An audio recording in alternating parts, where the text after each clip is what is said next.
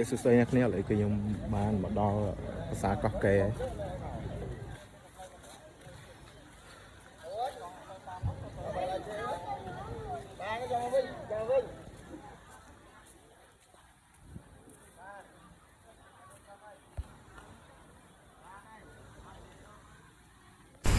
ថ្ងៃនេះខ្ញុំនឹងនាំមកបងប្អូនទាំងអស់គ្នាមកទស្សនាប្រាសាទមួយដែលខ្ញុំបានទៅដល់រយៈពេល3ថ្ងៃកំឡុងពេលដែលខ្ញុំបានទៅលេងបុណ្យអន្ទង់នៅខាងខេត្តសៀមរាបហើយប្រាសាទនេះផងដែរខ្ញុំជឿថាបងប្អូនមួយចំនួនក៏ជាបានស្គាល់និងបានទៅទស្សនាហើយប៉ុន្តែគឺមានភាគតិចណាស់ដែលបានទៅដល់ខាងប្រាសាទមួយនេះ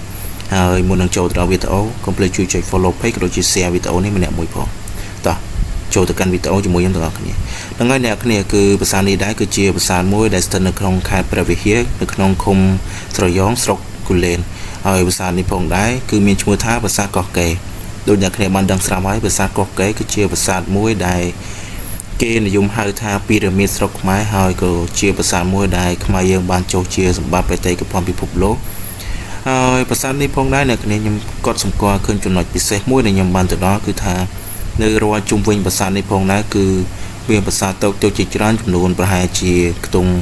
90ទៅ100ប្រាសាទហើយប្រាសាទតូចៗនេះគឺ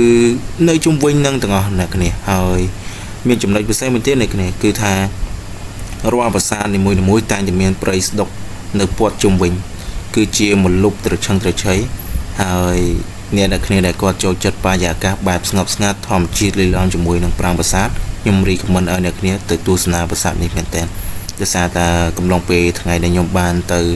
ទស្សនាប្រាសាទក៏ដូចជាទៅស្គាល់គឺថាមិនសូវមានភ្ញៀវទេសចរអន្តរជាតិឬមួយក៏ភ្ញៀវជាតិគាត់បានទៅលេងទេហើយមួយវិញទៀតប្រាសាទនេះផងដែរគឺជាប្រាសាទដែលខ្ញុំបានទៅស្គាល់លើកទី1អ្នកគ្នាគឺខ្ញុំមិនដែរទៅទេនៅខាងប្រាសាទនេះហើយវាគឺជាអារម្មណ៍ពិសេសសម្រាប់ខ្ញុំផងដែរដែលខ្ញុំបានទៅដល់ប្រាសាទដ៏អស្ចារ្យមួយនេះដែលបន្សល់ទុកពីដូនតាយើងហើយខ្ញុំពិតជារីកមិនឲ្យអ្នកគ្នាបានទៅទស្សនាក៏ដូចជា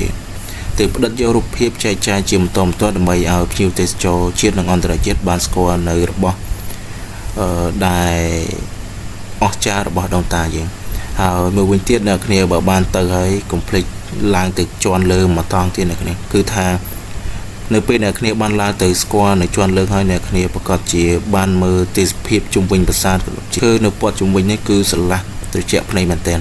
ហើយប្រាសាទនេះផងដែរគឺមានរយៈកម្ពស់ប្រមាណជា35ម៉ែត្រហើយ7ជាន់អ្នកគ្នាបើគិតពីជាន់ក្រោមរហូតដល់ជាន់លើហ្នឹងហើយអ្នកគ្នានេះជាការសម្រេចតិចតួចដែលខ្ញុំបានទៅដល់ក៏ដូចជាថតជាឯកសារចងក្រងចែកជូនសម្រាប់អ្នកទាំងអស់គ្នាទស្សនា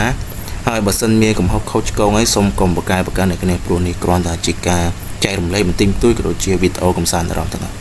ហើយសង្ឃឹមថាអ្នកគ្នាពេញចិត្តវីដេអូនេះកុំភ្លេចជួយ follow page ក៏ដូចជា share វីដេអូនេះទៅកាន់មនុស្សដទៃទៀតឲ្យគាត់បានស្គាល់ពីខ្ញុំទៅគឺមានតែប៉ុណ្្នឹងទេអ្នកគ្នាអរគុណសម្រាប់ការតាមដាន